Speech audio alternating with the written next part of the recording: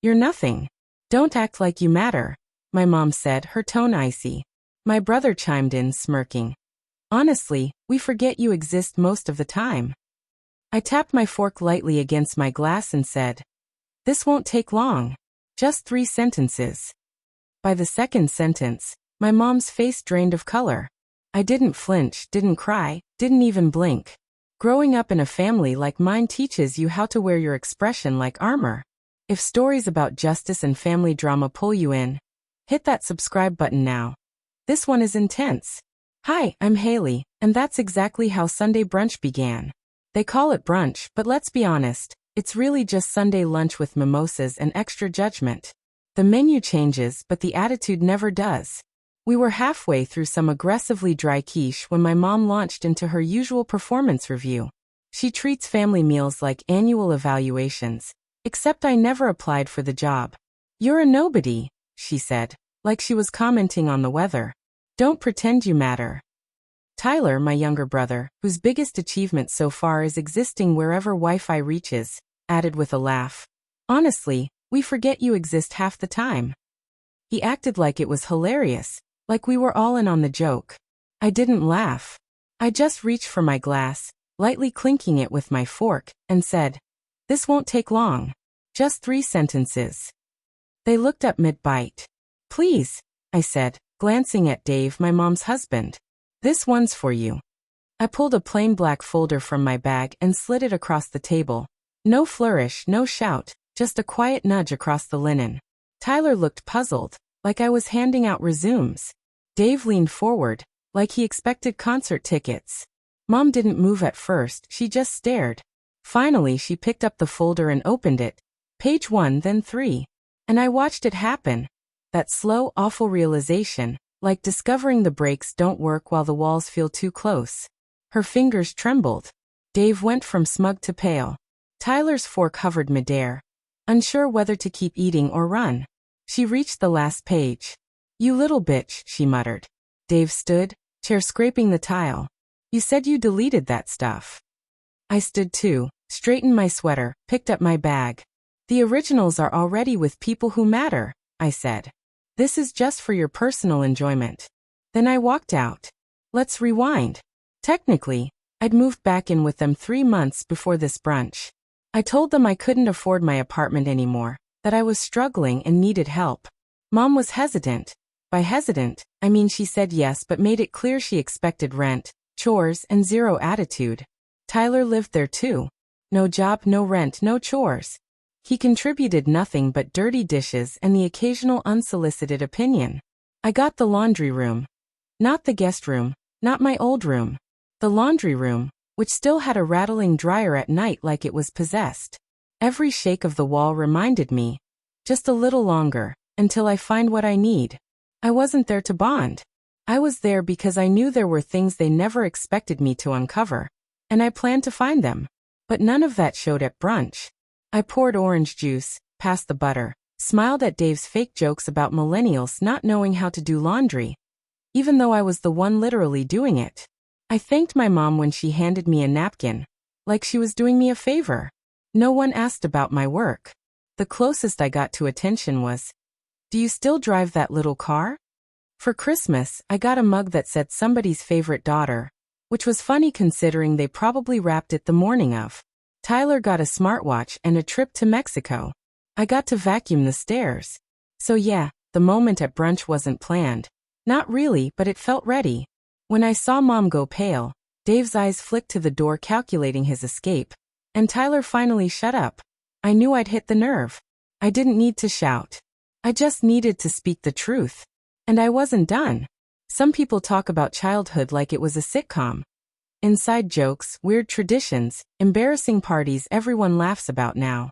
Mine was less Full House and more Survivor, minus the prize money. Outwardly we looked normal. Holiday cards with forced smiles, family vacations and scrapbooks, the fridge covered in Tyler's awful school drawings like he was Picasso. But inside it was like a group project where I did all the work and still got blamed for the bad grade. Tyler was always the golden child, breaking things, being spirited. I once knocked over juice and got sent to my room for being dramatic. Sometimes I wondered if they'd even noticed I existed. I remember being 9, proud of a small art contest win, and showing Mom my certificate. She looked at it and said, "You should focus more on science. Art won't get you anywhere." Meanwhile, Tyler brought home a participation ribbon for Best Listener, and she framed it. Little things like that wear you down, make you question if maybe you're the problem, if maybe you're just less interesting, less worthy. The only one who didn't treat me like an afterthought was my dad. Quiet, steady, never flashy, but present. He helped with homework, made the best grilled cheese, listened, remembered. I didn't understand why Mom was always annoyed with him, like his mere presence offended her. She treated him the same way she treated me, which in hindsight says a lot. I didn't question anything until the day it all cracked open. I was 12, eating dry popcorn, watching a show I didn't care about. Tyler was upstairs. Mom was on her phone. She turned off the TV and said she needed to show me something serious. That's never a good start. She scrolled, handed me the phone and said, "This is from your father. You need to see what kind of man he really is." The message was one line. "If you take her, I'll kill you both." I stared at it, stunned, like my brain glitched. She told me he was dangerous, that she'd always known something was off, that she was filing for full custody to protect me. She rubbed my back like a hero, telling me not to be scared anymore. I didn't cry. I just sat there, the floor having been pulled out from under me. Then came the court stuff, the silence, the rules. No phone calls, no visits, no "we'll figure it out." My dad was erased overnight, and I was supposed to be grateful. The rebuilding years, as Mom called them, were her rearranging the control panel, not rebuilding anything. I became her emotional punching bag, her live-in helper, the unwanted child she had to manage. Tyler grew louder, lazier, meaner. I became invisible. She stopped pretending we were a family. I was there because sending me elsewhere looked bad, not because of love, softness, or basic decency. I didn't think about my dad for a long time. I shoved him in a box labeled dangerous and closed the lid. Some truths just don't stay hidden, especially when they never made sense from the start. There were too many details that didn't fit. Too many moments when someone would mention their dad and I'd feel this strange ache, as if I were mourning a death no one acknowledged. The story itself never felt right. My dad wasn't that man. He was the guy who cried during Finding Nemo. The guy who apologized if he ever raised his voice, even slightly. The guy who told me he loved me every single time we spoke. But I never voiced my doubts. Because once you start questioning one lie, you have to question them all. And I wasn't ready for that. Not yet. By the time I hit my 20s, the uncertainty grew louder. The questions heavier. One day, I picked up my phone and sent a message to a number I wasn't even sure still belonged to him. I wrote, "Hi, I don't know if this is still your number, but I wanted to say hello, Haley." 15 minutes later, he replied, and that's when everything began to unravel. I didn't look back.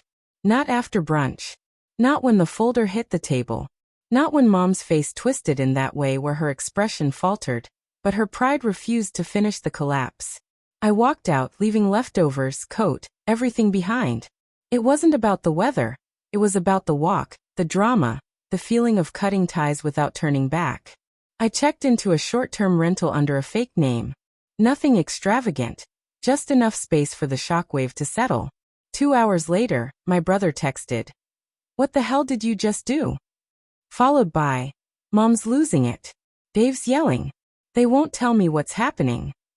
I didn't respond, not out of spite, but because I wanted them to sit in it, to sweat through their shirts, to watch the house of lies they'd built start to burn. I wish I could claim I had a master plan from the start, but it began as a hunch on a restless night. I was 23, sleepless, haunted by the message Mom had shown me at 12. "If you take her, I'll kill you both." The message that made me cut Dad out like he was a disease. The one that made me fear my own memories. But the older I got, the less it made sense. My dad was the guy who made animal-shaped pancakes, who said safety first without irony. He wasn't the kind to send violent threats. So one night I texted him, "Hi, I don't know if this is still your number, but I wanted to say hello."